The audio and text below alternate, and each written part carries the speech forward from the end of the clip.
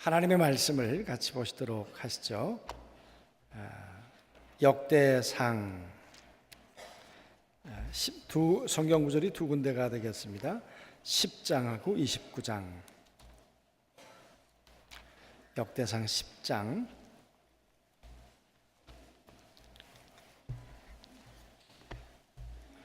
13절 14절 찾으셨나요?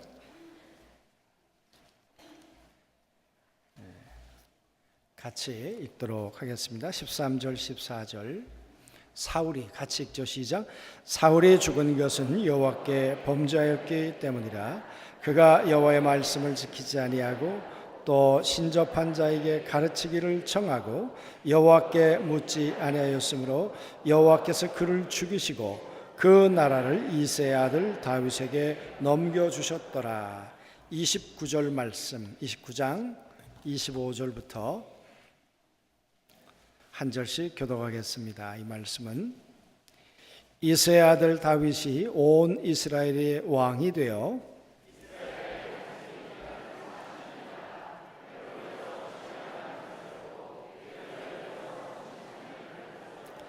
그가 나이 많아 늙도록 부하고 존귀를 누리다가 죽음에 그의 아들 솔로몬이 대신하여 왕이 되니라.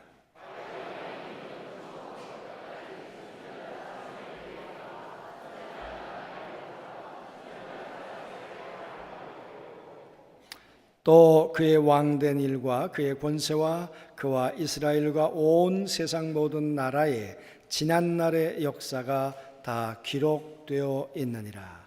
날이 갈수록 귀한 찬양을 다시 한번 감사를 드립니다. 옆에 분들에게도 그렇게 인사하시죠. 갈수록 더 좋아지시기를 바랍니다. 그렇게.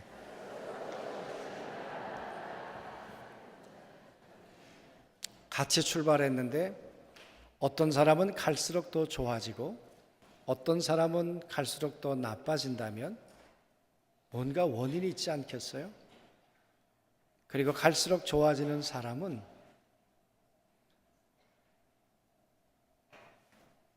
마음에 기쁨도 있을 것이고 또 다른 사람들에게도 기쁨도 줄 것이고 또 그것을 바라보는 하나님의 마음은 또 어떠실까? 그런데 반대로 갈수록 추락해요. 갈수록 믿음도, 갈수록 살아가는 삶도 날마다 그렇게 하얀 곡선을 긋는다면 본인도 힘들고 어쩌면 그를 지켜보는 사람들도 힘겹고 또 하나님도 마음이 편치는 않으시겠다. 그런 면에서 여러분, 우리의 삶은 갈수록 추락하는 삶이 아니라 갈수록 상승하는 삶이 되기를 원합니다. 오늘 저는 같은 시작인데 다른 두 사람의 이야기를 나누기를 원합니다. 그들의 시작은 비슷했어요. 그런데 끝은 하늘과 땅만큼이나 다르고요. 천국과 지옥만큼이나 달라요. 왜 그렇게 됐을까? 그러니까 시작도 중요해요. 그러나 더 중요한 건 끝이에요. 마지막에 어떻게 됐을까? 사울은 전쟁터에서 죽어요. 전쟁터에서 왕이 죽을 수 있죠.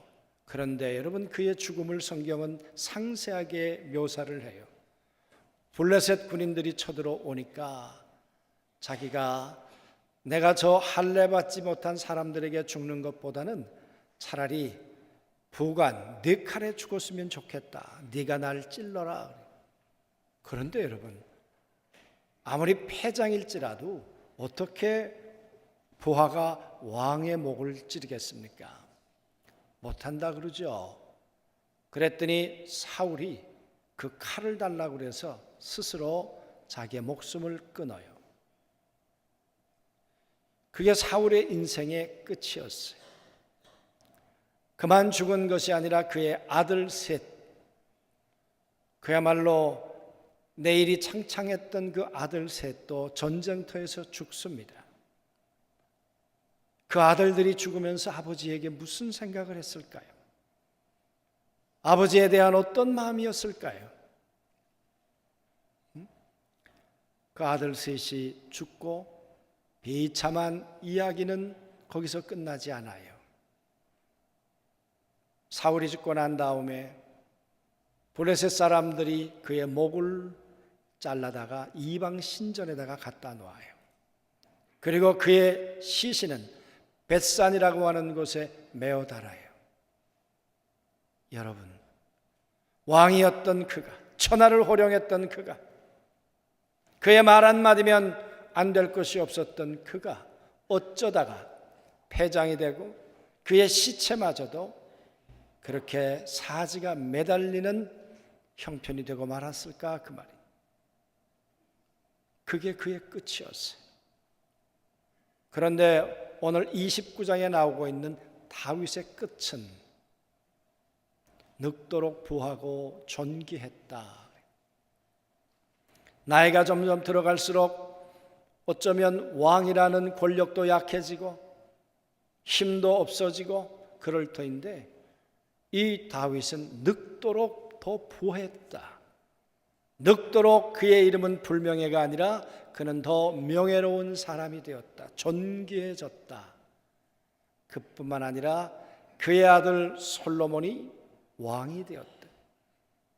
사울의 왕들은 전쟁터에서 비참하게 죽었지만 다윗의 왕은 그를 이어서 왕이 됐어요. 그리고 우리가 잘 아는 것처럼 그 솔로몬은 하나님의 성전을 지어서 하나님 앞에 지어드리는 그러한 엄청난 일을 하는 그의 다윗을 이어서 하나님의 역사를 이루는 사람이 되었어요. 여러분, 이 두 사람의 끝 어떻게 생각하세요? 여러분? 이 사람들의 시작은 그러면 어땠을까요? 사울은 베냐민 사람이었어요. 베냐민 지파, 기스의 아들이라고 성경은 기록하고 있어요. 12지파 가운데 베냐민 지파는 나엘이 객사하면서 낳은 아들이에요. 그 아들의 이름이 베냐민이고 그의 지파가 이제 12지파 가운데 하나로 들어왔어요. 이 베냐민 정말 잘 살았으면 좋겠는데 이스라엘의 12지파 가운데 포악한 지파 가운데 하나였어요.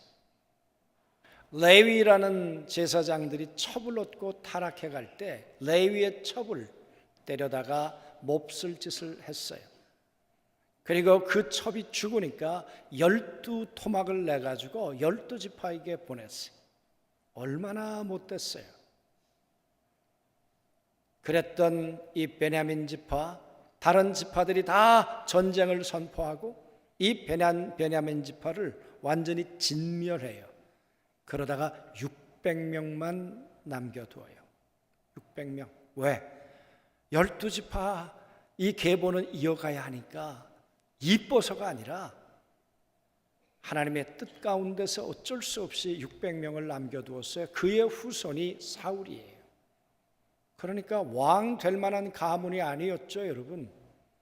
그랬던 사울이 하나님의 부름을 받아요. 하나님은 사무엘에게 그에게 가서 기름을 부으라고 했어요. 이 사울은 그때 수줍어했고 나 같은 사람이 내 가문에서 어떻게 왕이 될 수 있겠는가? 자기 처지를 잘 알고 있었던 사람이 사울이었어요. 그런데도 불구하고 하나님은 사무엘을 통해서 그에게 기름을 부으라고 했어요. 기름을 붓는다는 이야기는 옛삶을 끝내고 새로운 삶을 시작한다는 거예요. 너의 수치스러운 네 가문의 불명예를 씻고 이제 너는 가문의 새로운 명예를 시작할 수 있다는 거예요. 또 하나 기름 붓는다는 의미는 이제 기름을 부은 자를 통해 네가 하나님의 말씀을 듣고 그리고 지도를 받으며 살아가야 한다는 의미를 포함하고 있어요.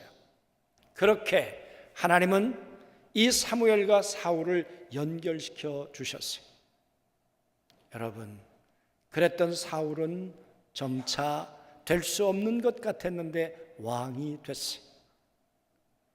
얼마나 힘들었겠습니까? 아무것도 없는 가운데서 행정을 한 나라를 꾸려간다는 것은 쉬운 일이 아니었을 거예요.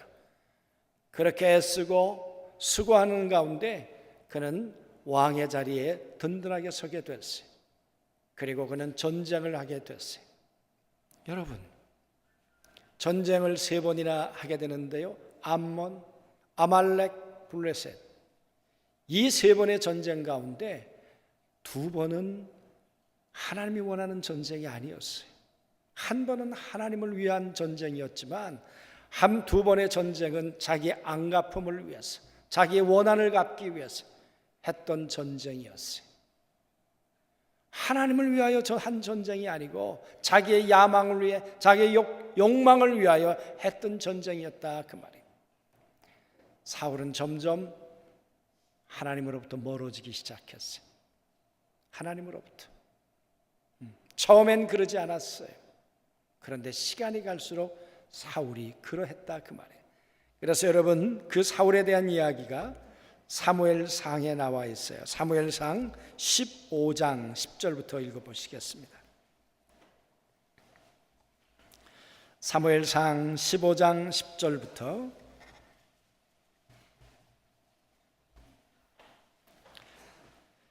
같이 읽겠습니다. 여호와의 말씀이 시작. 여호와의 말씀이 사무엘에게 임하니라. 이르시되 내가 사울을 왕으로 세운 것을 후회하노니 그가 돌이켜서 나를 따르지 아니하며 내 명령을 행하지 아니하였음이니라 하신지라. 사무엘이 근심하여 온 밤을 여호와께 부르짖으니라. 사무엘이 사울을 만나려고 아침에 일찍이 일어났더니 어떤 사물이 사무엘에게 말하여 이르되 사울이 갈멜에 이르러 자기를 위하여 기념비를 세우고 발길을 돌려 길갈로 내려갔다 하는지라. 여러분, 하나님은 오래 참는 분이세요. 인간처럼 조속으로 변하는 분도 아니세요. 그 하나님께서 오늘 사울을 내려다보시면서 내가 후회스럽다, 이 사울 때문에 한두 번 마음이 아팠다는 게 아니었다는 거죠. 내 마음이 너무너무 괴롭고 후회스럽다. 내가 어떻게 저 사울을 내가 이 나라의 왕으로 세웠을까, 그 말이죠. 그리고 사무엘에게 하나님이 말씀하십니다. 내가 저 사울 때문에 너무너무 후회스럽고 고통스럽다.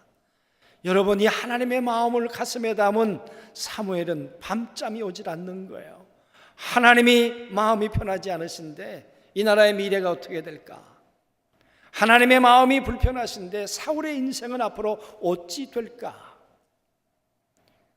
영적 감각에 깨어 있었던 이 사무엘은 괴로웠을 거예요. 그래서 오늘 말씀해 보니까 밤새도록 부르짖었다. 그리고 날이 새자마자 그 아픈 마음을 가지고 하나님의 심정을 전하고 싶어서 사무엘은 이 사울을 찾아갔겠죠. 그런데 찾아가서 그가 들은 이야기는 뭡니까? 자기를 위하여 기념비를 세우고 길갈로 갔다. 전쟁에 이겼어요. 승리했어요. 그러면 그는 누가 이기게 한 것입니까? 하나님이 날 이기게 하셨어. 여호와를 위하여 기념비를 세웠다면 그것은 하나님이 기뻐하셨을 거예요. 그런데 사울이 어쩌자고 자기를 위하여, 자기 이름을 위하여, 자기 명예를 위하여 기념비를 세우고 사람들 앞에 보아라, 내가 이런 사람이다. 하나님의 자리에 자기가 앉기 시작했던 거죠. 그랬던 사무엘이 와서 이야기를 하는데 들었겠습니까? 원래 사울의 이름의 뜻은 귀를 열고 듣다, 그런 뜻도 있어요. 사울은 처음에 하나님의 말씀을 귀를 열고 들었던 사람이에요. 하나님의 음성을 듣고 살려고 했던 사람이에요. 그런데 자기를 위하여 기념비를 세우면서부터 그는 귀를 닫기 시작했어요. 와서 이야기를 하면 변명하기 시작했고 합리화하기 시작했어요. 힘을 가지고 사무엘을 누르려고 했어요. 우리가 잘 아는 것처럼 사울에게 저게 왜 누름소리입니까? 하나님을 위하여 드리려고 내가 준비해 놓았습니다. 그때 유명한 말을 사무엘이 남겼어요. 순종이 제사보다 낫습니다. 사울의 삶은 불순종으로 끊임없이 연결되기 시작하면서 하나님하고 이제는 거리가 생기기 시작했어요.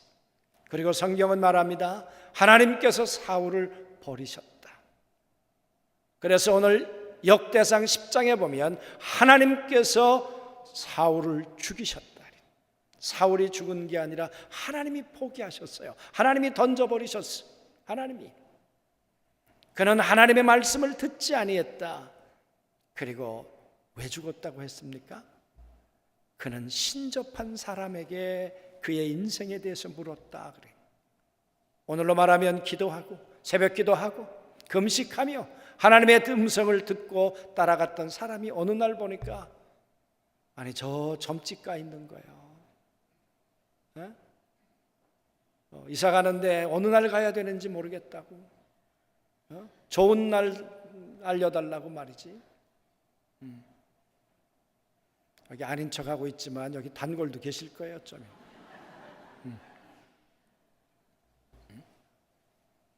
여러분, 사울이 그랬다는 거예요. 하나님께 묻지 아니하고 하나님의 음성에 귀를 닫고 그렇게 살아가다가 그의 인생의 끝은 말씀드렸던 것처럼 비참하게 끝났어요. 자신도 자기의 자녀들도 자기의 가문도 자기의 한 나라의 운명도 그렇게 끝나버리고 말았어요. 그러면 다윗은 어땠을까요? 다윗은 목동이었는데 왕 될 수 있는 사람이 아니었다고 늘 말씀드렸어요. 그랬던 다윗에게 찾아와 기름을 부었던 사람이 사무엘이에요. 아마 사무엘은 그가 어떻게 하나님의 계획 가운데 이제 왕이 돼갈까를 유심히 관찰하였을 것이고, 오늘 말씀해 보면 선견자 사무엘의 글에 다윗의 삶을 기록해 놓았다고 했어요. 어떻게 살았을까? 사무엘의 말을 들으며 다윗은 하나님의 음성으로 듣고 한 걸음 한 걸음 따라오는 삶을 살았어요. 그래서 여러분, 전쟁에 패할 위기도 있었지만 그러나 그 전쟁에서 여호와께서 이기게 하셨더라. 하나님이 이김을 주시는 삶을 살았던 사람이 다윗이었어요. 그랬던 다윗에게도 우리가 아는 것처럼 인생에 위기가 찾아왔어요. 그게 뭐였습니까? 그게 나단하고의 이야기예요. 어느 날 우리 아이 아내 밧세바를, 우리 아는 전쟁터에 나가 있는데 그 장군의 아내를 데려다가 몹쓸 짓을 했어요. 임신이 됐어요. 그래서 여러분, 우리 아를 데려다가 동침하라고 했는데 하지 않았어요. 그래서 전쟁터에 그를 비참하게 죽인 사람이 다윗이에요. 하나님이 이 다윗의 모습을 알고 계셨잖아요. 그래서 나단을 보냈어요. 나단을 통해서 하나님의 마음을 들려주었어요. 여러분, 그 하나님의 음성을 듣고 사울처럼 말할 수 있어요. 내가 이런 이유 때문에 저런 이유 때문에 내가 어쩔 수 없어서 내가 그랬다고 변명할 수도 있어요. 그러나 여러분, 다윗은 달랐어요. 다윗은 하나님 앞에 무릎을 꿇었어요. 왕이 선지자의 말을 듣고 무릎을 꿇는다는 것이 결코 쉬운 일이 아니었을 텐데 무릎을 꿇었어요. 그리고 다윗은 시편 51편에 하나님 앞에 내가 범죄했습니다. 내가 죄인입니다. 그렇게 자기의 심정을 토설해요. 그리고 말하기를 하나님의 성령을 내게서 거두지 말아 주옵소서.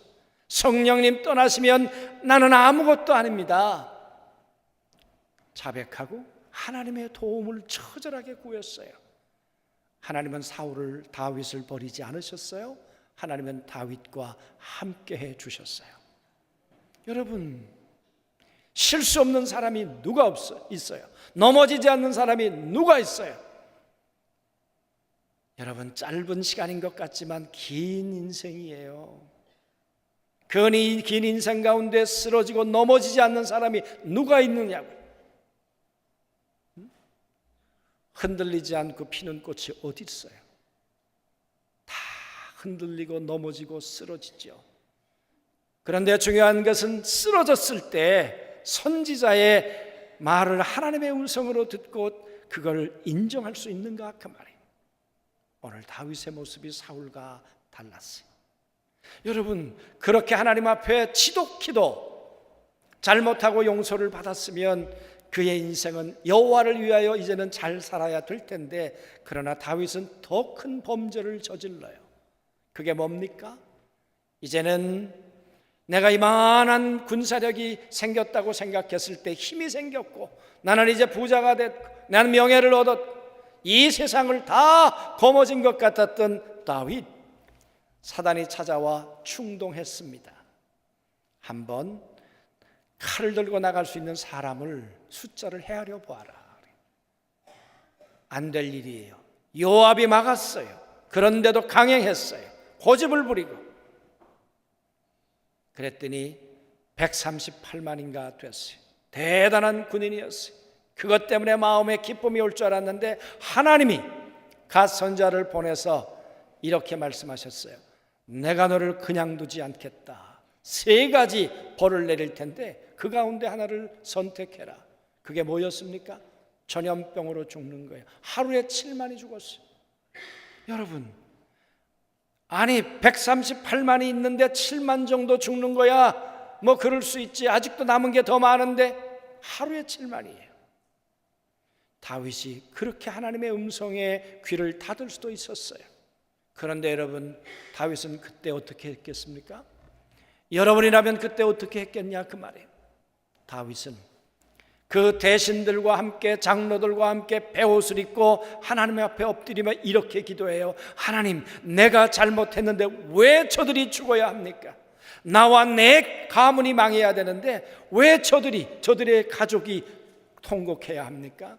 내 죄 때문입니다. 하나님, 내가 잘못했습니다. 나를 벌하시고 하나님 저들을 살려 주시옵소서. 그때 하나님께서 나단 선지자를 통해 이렇게 말씀하세요. 그러면 네가 나를 위하여 단을 쌓을 수 있겠는가? 나를 위하여, 여호와를 위하여, 하나님을 위하여. 그 제안을 듣고 다윗이 그러하겠습니다. 우리 지난주 말씀을 살펴보았어요. 여호와를 위하여 오르난 타작마당에 올라서 65억이라고 하는 거금을 주고 그 땅을 사요. 왜? 여호와를 위하여, 하나님을 위하여, 다음 세대를 위하여, 저 나 때문에 피 흘린 저 내 백성을 위하여. 하나님 앞에 번제와 화목제를 드렸어요. 그랬더니 하나님이 그 제사를 받으시고 다윗을 용서하셨어요. 문제는 그 후의 삶이에요. 내가 이제 용서받았으니까 끝났다 하는 삶이 아니라 그때부터 다윗의 삶의 주제는 나는 이제 여호와를 위하여 성전을 지을 거야. 여호와를 위하여 살아갈 거야. 나를 위하여 살았던 삶은 내가 교만해지는 삶이었고, 하나님과 등지는 삶이었고, 하나님 앞에 버림받는 삶이었어. 나를 위하여 내가 계획하고 걸어가는 삶은 나뿐만 아니라 내 백성들이 피폐해지는 삶이었어. 그래서 그가 인생의 방향을 잡았어요. 여호와를 위하여, 하나님을 위하여 내가 어떻게 살아갈까? 그래서 여러분, 우린 21장부터 29장까지 계속 반복되는 이야기, 다윗은 여호와를 위하여, 여호와를 위하여, 여호와를 위하여. 할렐루야, 아멘. 여러분, 실수할 수 있어요. 넘어질 수 있어요. 그런데 그걸 전화위복의 기회로 삼아서 하나님 앞에 통렬하게 그 죄를 인정하고, 그리고 속죄하듯 남은 생애를 여호와를 위하여, 여호와를 위하여, 여호와를 위하여 그렇게 살았던 다윗의 삶에 대해서 오늘 29장 25절부터 30절 말씀이 기록되고 있는 거예요. 다시 보세요. 그랬던 다윗의 삶을 하나님이 이렇게 만들어 주셨어요. 이새의 아들 다윗이 온 이스라엘의 왕이 되어. 여러분, 이새의 아들이 왕 될 만한 주제가 아니었는데 하나님이 사무엘을 통해서 기름을 부었더니, 그리고 그 나단 선자를 통해서 그를 붙들어 주셨더니, 갓을 통해 그를 회개하게 하시더니, 그랬던 다윗이 여호와를 위하여 살기로 결단하더니 그를 붙드셔서 끝까지 왕 중의 왕으로 하나님이 다윗을 세워주신 줄로 믿습니다. 여호와를 위하여 살았던 다윗을 하나님이 내치지 않으셨어요. 그리고 그는 40년 동안 왕의 자리에 있었는데 헤브론에서 7년, 예루살렘에서 33년 동안 왕으로서 지낼 수 있었다. 무수히 많은 전쟁이 있었다. 압살롬의 반역도 있었다. 그런데도 끝까지 그 왕으로서의 자리를 지킬 수 있도록 하나님이 도와주셨다. 하나님이 함께해 주셨다. 그뿐만 아니라 읽어보십시다. 28절에 그가 시작. 그가 나이 많아 늙도록 부하고 존귀를 누리다가 죽음에 그의 아들 솔로몬이 대신하여 왕이 되니라. 그가 나이 많아 늙도록 부하고, 하나님을 위하여 다 드려서 가난해진 것 같았는데 아니, 하나님이 그를 부욕해 주셨어요. 나이 많아 늙도록 부욕해 주셨고, 그가 과거에 잘못한 것 때문에 사람들에게 손가락질을 받고 불명예로운 사람이 될 수 있었음에도 불구하고 하나님은 그를 존귀한 자로 그의 이름을 붙들어 주셨어요. 왜인가요? 실수를 거울 삼아 여호와를 위하여 살기로 그의 방향을 정했기 때문에. 사랑하는 성도 여러분, 사울은 하나님의 음성에 귀를 닫았지만 다윗은 하나님의 음성에 귀를 열었어요. 사울은 하나님 앞에 잘못했다고 자백하지 않았지만 다윗은 하나님 앞에 자백했어요. 사울은 끊임없이 자기를 위하여 기념비를 세우며 살고자 했지만 다윗은 여호와를 위하여 살아가겠다고 몸부림을 쳤어요. 그랬더니 하나님께서 다윗의 삶을 존귀하게 만들어 주신 줄로 믿습니다. 사무엘상에 보면 하나님이 이렇게 말씀하셔요. 나를 존귀히 여기는 자를 내가 존귀히 여기고 나를 멸시하는 자를 나도 멸시하리라. 그 말은 이런 뜻이에요. 나를 무겁게 여기는 자는 나도 그를 무겁게 만들어주고, 무겁게란 말은 영광스럽게 만들어주고, 나를 멸시하는 자는 나도 그를 멸시하리라. 사울의 삶은 하나님 앞에 멸시받는 삶으로, 버림받는 삶으로 끝났지만 다윗의 삶은 하나님 앞에 존귀한 삶으로 남게 된 줄로 믿습니다. 사랑하는 성도 여러분, 누구를 위하여 사느냐가 그의 자녀들의 삶의 미래고 그 나라의 미래가 되었어요. 저는 이 6월달 호국의 달을 맞이하면서 사랑하는 성도 여러분, 우리 때문에 우리의 후대들이 사울과 같이 전쟁터의 아픔을 겪지 않는 우리의 후대들이 되었으면 좋겠어요. 이 나라 얼마나 많은 전쟁이 있었습니까?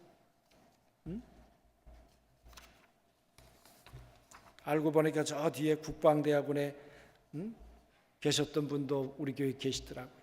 잘 아시겠지만 이 나라가 5,000년 역사 속에 1,000번에 가까운 전쟁을 우리가 겪으며 살았다 그랬어요. 6.25가 끝난 지, 6.25가 시작한 지 이제 69년째예요. 제가 여러분에게 6월달 우리 나라와 민족을 위해서 기도하자고 글 하나를 읽어드리겠는데, 이유군이라고 하는 학도병의 편지, 동성중학교 3학년 때 학도병으로 자원해가지고 저 포항 전투에서 그 전투를 할 때 어머니에게 썼던 편지를 발견했어요. 그리고 동성중학교의 그 나중에 동문들이 이 편지를 저 6.25 기념관에다가 세워놓았어요. 여러분, 그의 글은 이렇게 시작돼요. 어머니, 나는 사람을 죽였습니다. 그것도 돌담 하나를 사이에 두고 10여 명은 될 것입니다. 저는 2명의 특공대원과 함께 수류탄이라는 무서운 폭발 무기를 던져 일순간에 죽이고 말았습니다. 수류탄의 폭발은 저의 고막을 찢어놓고 말았습니다. 지금 이 글을 읽고 있는 순간에도 제 귓속은 무서운 광음으로 가득 차 있습니다. 어머님, 괴뢰군의 다리가 떨어져 나가고 팔이 떨어져 나갔습니다. 너무나 가혹한 죽음이었습니다. 아무리 적이지만 그들도 사람이라고 생각하니, 더욱이 같은 언어와 같은 피를 나는 동족이라고 생각하니 가슴이 답답하고 무겁습니다. 어머님, 전쟁은 왜 해야 하나요? 이 복잡하고 괴로운 심정을 어머님께 알려드려야 내 마음이 가라앉을 것 같습니다. 저는 무서운 생각이 듭니다. 지금 제 옆에는 수많은 학우들이 죽음을 기다리고 있는 듯 적이 덤벼들 것을 기다리며 뜨거운 햇빛 아래 엎드려 있습니다. 저도 그렇게 엎드려 이 글을 씁니다. 괴뢰군은 지금 침묵을 지키고 있습니다. 언제 다시 덤벼들지 모릅니다. 저희들 앞에 도사리고 있는 괴뢰군 수는 너무나 많습니다. 저희들은 겨우 71명뿐입니다. 이제 어떻게 될 것인가를 생각하면 무섭습니다. 어머님과 대화를 나누고 있으니까 조금은 마음이 진정되는 것 같습니다. 어머님, 어서 전쟁이 끝나고 어머니하고 부르며 어머님 품에 덜썩 안기고 싶습니다. 어제 저는 내복을 제 손으로 빨아 입었습니다.